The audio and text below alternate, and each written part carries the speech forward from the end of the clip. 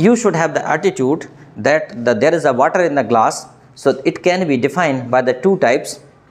One is that the glass is half empty and another is the glass is half filled. एक तो एक गिलास आधा भरा है, दूसरा गिलास आधा खाली है। आप क्या बोलोगे? गिलास आधा भरा है, क्या बोलोगे?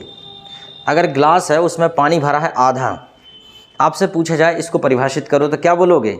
गिलास आधा खाली है, गिलास आधा भरा है। क्या? गिलास आधा भरा है, यही बोलना चाहिए, लेकिन जनरली बोल देते हैं गिलास आधा खाली है। ये नकारात्मक लोग होते हैं जो नेगेटिविटी को देखते हैं, और पॉजिटिव लोग कहते हैं गिलास आधा भरा है। ठीक है, लेकिन नकारात्मक लोगों की बात ही अलग है। एक बार क्या हुआ, एक बाल्टी रखी, दो बाल्टी, बाल्टी नंबर 1, बाल्टी number 2, bucket number 1, bucket number 2। In one bucket there is a water, another bucket there is a wine. एक बाल्टी में पानी था, दूसरी बाल्टी में वाइन थी, शराब थी। और पता चला कि गधे को छोड़ा गया। गधा आया, उसने शराब को सूंघा, नहीं पिया, पानी को सूंघा और पीना चालू कर दिया। अब जो बंदा है जो लोगों को समझा रहा था, पानी और शराब के महत्व को समझा रहा था, उसने पूछा कि इस बात को देखकर आप क्या अंदाज़ा लगाते हो? तो लोगों ने कहा साहब, थोड़ा विचार किया उन्होंने कि क्या बताएं, क्या अंदाज़ा लगाएं। इतने में एक नशेड़ी खड़ा होकर बोलता है, साहब हम बताएं? झूलते हो साहब, हम बताएं? बोले बताओ। बोले साहब यही है कि जो शराब नहीं पीता वो गधा है।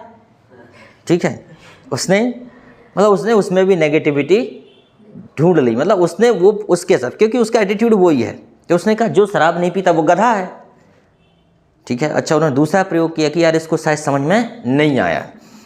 ने दो बीकर लिए, बीकर, एक में शराब रखी, एक में पानी रखा, और शराब वाले बीकर में और पानी वाले बीकर में एक एक केंचुआ डाला। तो पानी वाला केंचुआ तैरता रहा और शराब वाला केंचुआ मर गया। ठीक है, अब क्या हुआ, तो इससे क्या निष्कर्ष निकलता है?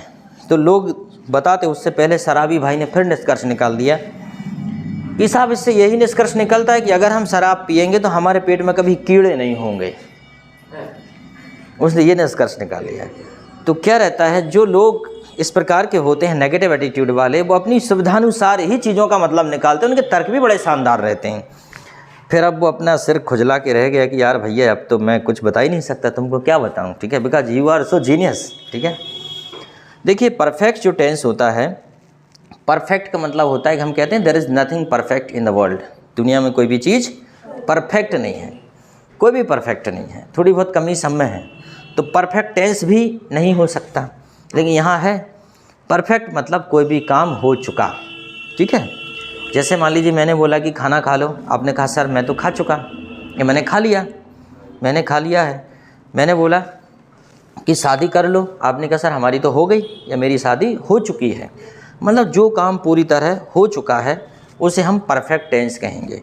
टेंस तो समय होता है, अवधि, काल, या और परफेक्ट टेंस मतलब कोई भी काम परफेक्टली पूर्णतः हो गया है तो उसे हम परफेक्ट टेंस कहते हैं। उदाहरण के तौर पे जैसे कि मैंने खाना खा लिया है, I have eaten food.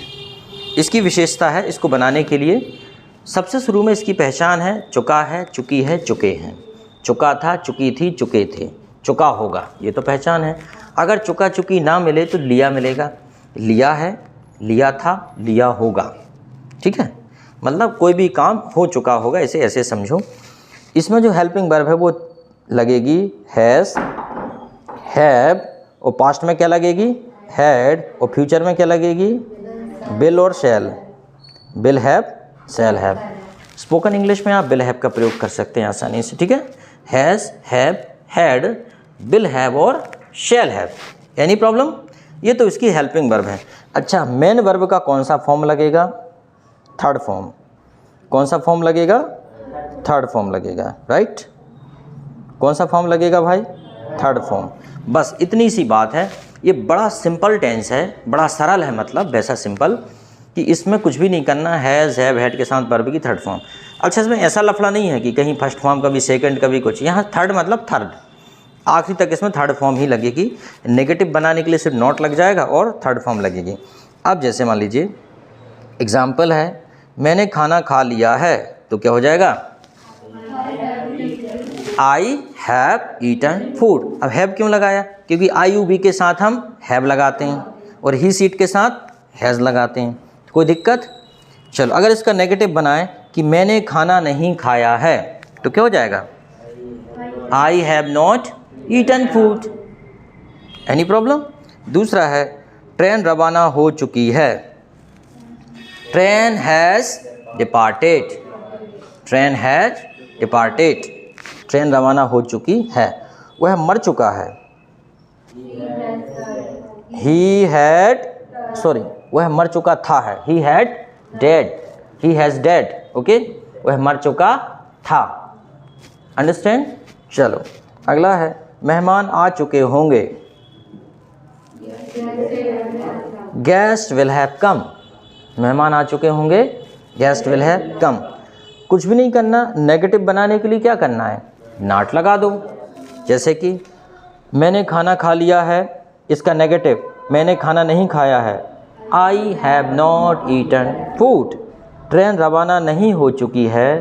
Train has not departed. वह नहीं मर चुका था। He had not dead. मेहमान आ चुके होंगे, इसका नेगेटिव है मेहमान नहीं आ चुके होंगे। Guest will not have come. Any problem? बस इतनी सी कुल बात है। फिर अगला और देख लेते हैं। उसकी नौकरी लग चुकी है। He has got the job. इसका नेगेटिव उसकी नौकरी नहीं लगी है। He has not got the job. अच्छा, क्या उसकी नौकरी लग चुकी है? Has he got the job. क्या उसकी नौकरी नहीं लगी है? Hasn't he got the job. उसकी नौकरी क्यों लग चुकी है? Why has he got the job. उसकी नौकरी क्यों नहीं लगी है? अंडरस्टैंड? आगे समझ में कि कुल मिला के जो काम अभी तक पूर्णतः हो चुका है उसके लिए परफेक्ट टेंस का प्रयोग करते हैं। जैसे कि मैंने तुम्हें देख लिया है। I have seen you. मैंने तुम्हें फ़ोन लगाया है। I have called you. ठीक है। मैंने तुम्हें पढ़ाया है। I have taught you. ठीक है। मैंने तुम्हें आमंत्रित किया है। I have invited you. ठीक है। मैंने तुम्हारी मदद की है। I have helped you. Any problem? बस यही सब है और कुछ भी नहीं है। चलो, अब हम एक ऐसा टेंस बना रहे हैं जिसमें संभवतः परफेक्ट वाले सेंटेंसेस का प्रयोग होगा और दूसरे भी होंगे, क्योंकि जब तक आप ट्रांसलेशन नहीं सीखोगे तब तक आपको इंग्लिश नहीं आएगी। तो ये जो खाली जगह नीचे दी है इसमें आप हिंदी लिखेंगे इसकी। अभी नहीं लिखो, बाद में लिख लेना कभी भी। चलो, तो यहाँ से शुरू करते हैं। Rain has been stopped. Rain has been stopped, इसकी हिंदी बताओ। पानी गिरना बंद हो गया है, बारिश थम गई है। Rain has been stopped. And guest have also come. Guest have also come. Also मतलब भी, मेहमान भी आ चुके हैं। Guest have also come. Some guest have eaten food. Some guest have eaten food, कुछ मेहमानों ने खाना खा लिया। देखो परफेक्ट है कि नहीं? पूरा सब परफेक्ट है। Some guest have eaten food, कुछ मेहमानों ने खाना खा लिया है। And some of them are ready to eat, और कुछ भोजन करने के लिए, खाने के लिए तैयार हैं। Some of them are ready to eat. Have you eaten something? Have you eaten something? Have you eaten something, क्या आपने कुछ खाया है? हैव यू ईटन समथिंग, क्या आप कुछ खा चुके हैं या क्या आपने कुछ खाया है? परफेक्ट ही है ना? ठीक। I have taken tea only, मैंने सब चाय पी है। परफेक्ट है कि नहीं? I have taken tea only मतलब हो चुका, चाय तो मैं पी चुका। I have taken tea only because the food had been eaten by me at home. हाँ, because the food had been eaten by me at home, क्योंकि खाना मेरे द्वारा घर पर खाया जा चुका था। क्योंकि खाना तो मैं घर पे खा चुका था। इससे सीधी सी बात में कहें, क्योंकि खाना घर से खा के आया हूँ। बात यह है कि food had been eaten by me at home. For how many people have you invited? हाँ, for how many people have you invited, आपने कितने लोगों को आमंत्रित किया है? For how many people have you invited? And how many of your friends have come? And how many of your friends have come, आपके कितने दोस्त आए हैं? आपके कितने दोस्त आए हैं? Some friends are not being appeared, appear मतलब होता है प्रदर्शित होना, दृश्यमान होना, दिखना। तो वो कह रहा है some friends are not appeared, मतलब कुछ दोस्त दिखाई नहीं दे रहे हैं, कुछ लोग दिखाई नहीं दे रहे हैं। ये यहाँ पे इट सीम्स, बताओ भाई क्या होता है इट सीम्स? हमने बताया था, वो लिखा भी ऐसा है, ऐसा लगता है, ऐसा प्रतीत होता है, ऐसा मालूम पड़ता है। इट सीम्स मतलब ऐसा लगता है, नहीं लिखा क्या? वॉल पे लिखा होगा, कहाँ लिखा है मुझे भी नहीं पता, ओके देख लेना बाद में। ऐसा लगता है, इट सीम्स, ऐसा मालूम पड़ता है। You have forgotten all of them, you have forgotten all of them, ऐसा लगता है तुम उनको, उन सबको भूल चुके हो, उन सबको भूल गए हो। That's why you didn't invite them, इसलिए तुमने उनको नहीं बुलाया। बुलाया मतलब ये पास्ट है, ये पास्ट वाला, ठीक है, ये परफेक्ट नहीं, ये पास्ट है, पास्ट सिंपल का नेगेटिव, इसलिए तुमने उनको नहीं बुलाया था। एवरीथिंग हैज़ बीन चेंज्ड, सब कुछ बदल गया है। एवरीथिंग हैज़ बीन चेंज्ड, जब 10 साल बाद देखोगे आप यहाँ पे तो लगेगा everything has been changed, road बदल जाएंगे, है ना, लोगों के घर का कलर बदल जाएगा, कुछ ना कुछ तो बदलेगा, लोग भी बदल जाएंगे। भाई 10 साल में लोग कितने बूढ़े हो जाते हैं, है ना, तुम लोग भी बदल जाओगे, बढ़िया बदल जाओगे कि नहीं? एज वेल एज यू, और तुम भी बदल गए हो, सब कुछ बदल गया है और साथ में तुम भी बदल गए हो। सी, देखो, your bride is so gorgeous, तुम्हारी दुल्हन बड़ी सुंदर है, देखो तुम्हारी दुल्हन बड़ी सुंदर। अब वो लड़का जो है वो दूल्हे के बाजू में खड़ा है और उसके कान में कह रहा है see your bride is so beautiful, gorgeous, gorgeous मतलब एक नूर की परी लगना, बहुत सुंदर। With her many more beautiful friends, तुम्हारी पत्नी बहुत सुंदर है, तुम्हारी जो दुल्हन है बहुत सुंदर है, और उसकी जो बहुत सारी सहेलियां भी सुंदर हैं, इसका मतलब ये है उनके साथ तुम्हारी पत्नी भी सुंदर है।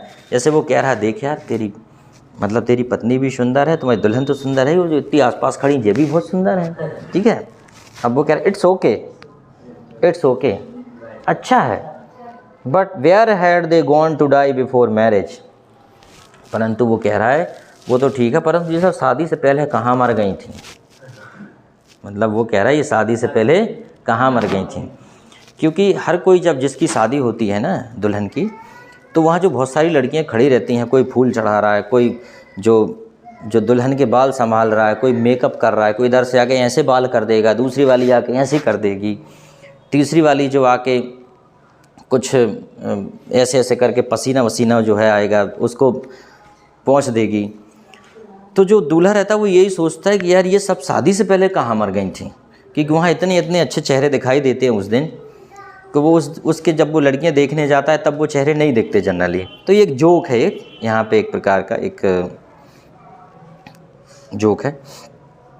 चलो अब हमने जब यहाँ देखा, अब हम उसके कुछ सेंटेंस देखते हैं, ठीक है। जैसे कि माई car has broken down, my car has broken down, इसका मतलब क्या होगा?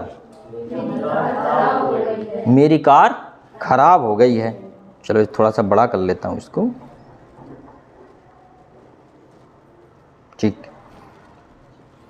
फिर से my car has broken down, मेरी कार खराब हो गई, परफेक्ट टेंस है, my car has broken down. अगला है I have just come to know this, I have just come to know this, क्या होगा? मुझे अभी अभी पता चला, I have just come to know this. She has gone astray, she has gone astray, वह भटक गई, क्या हो जाएगा? वह भटक गई, शी हैज़ गॉन एस्ट्रे, वह भटक गई। बहुत से लोग भटक जाते हैं ना, शी हैज़ गॉन एस्ट्रे। फिर उसके बाद है I haven't seen you studying, मैंने तो पढ़ते हुए नहीं देखा। I haven't seen you studying, I haven't seen, यहाँ तक परफेक्ट टेंस बन गया, स्टडिंग और लगा दिया भाई, पढ़ते हुए। I haven't seen you studying, मैंने तुम्हें पढ़ते हुए नहीं देखा। चलो अगला सेंटेंस है, अगला सेंटेंस है they have fallen on evil days, they have fallen on evil days, इसका मतलब है इन पर बुरे दिन आ गए हैं। अच्छा, जैसे कि हम ये कहें they have fallen in fever, इसका मतलब उन्हें बुखार आ गया है, ठीक है। जैसे हम कहें she has fallen in love, तो क्या हो जाएगा, वो प्यार में पड़ गई है, प्यार हो गया है, ठीक है। They have fallen on evil days, इस पे तो एक दिन बहुत लंबा लेक्चर दिया था हमने, इसलिए अब नहीं देंगे। Have you ever seen your face, क्या तुमने कभी अपनी शक्ल देखी है, कभी अपना चेहरा देखा आईने में।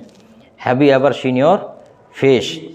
अच्छा बताइए, दो व्यक्ति हैं, एक सुंदर है और एक जो है संस्कारवान है, उसका व्यवहार बहुत अच्छा है, आप किसका चुनाव करेंगे, सुंदर का या व्यवहार वाले का। मान लो शादी ही करना है, शादी ही करना है, शादी की बात हो रही है, क्या व्यवहार अच्छा होना चाहिए, क्योंकि सुंदरता वो है जो आपको आकर्षित करती है, लेकिन व्यवहार वो है जिसके साथ आपको ज़िंदगी गुजारनी पड़ती है। रोज़ रोज़ की खिटपिट सहन नहीं हो सकती। आदमी एक बार थोड़ा कम सुंदर चल जाएगा, लेकिन बुरे व्यवहार वाला आदमी कांटे की तरह होता है, कब आपको कहाँ कांटा चुभा दे उसकी कोई गारंटी नहीं है। इसलिए कहते हैं कि people are selected for their quality but they are rejected for their behaviour. लोगों को उनके गुणों के कारण उनका चयन किया जाता है, लेकिन उनके व्यवहार के कारण उनको निकाल दिया जाता है। अच्छे इंटेलिजेंट लोगों को सम्मान नहीं मिलता सिर्फ उनके व्यवहार की वजह से। तो कहीं ना कहीं आपकी इंटेलिजेंसी के साथ व्यवहार का संतुलन होना बहुत ज़रूरी है, और ये सीखना पड़ता है। और अब कोचिंग में आ गए तो अपने आप वैसे ही सीख जाओगे, सीख ही जाते हैं। रोज़ रोज़ सुन रहे हैं, एक दिन नहीं सीखेंगे, 2 दिन नहीं सीखेंगे, 4 दिन नहीं सीखेंगे, 5वें दिन तो लगता है नहीं यार कुछ तो बात होगी यार, रोज़ ही एक ही चीज़ लगी।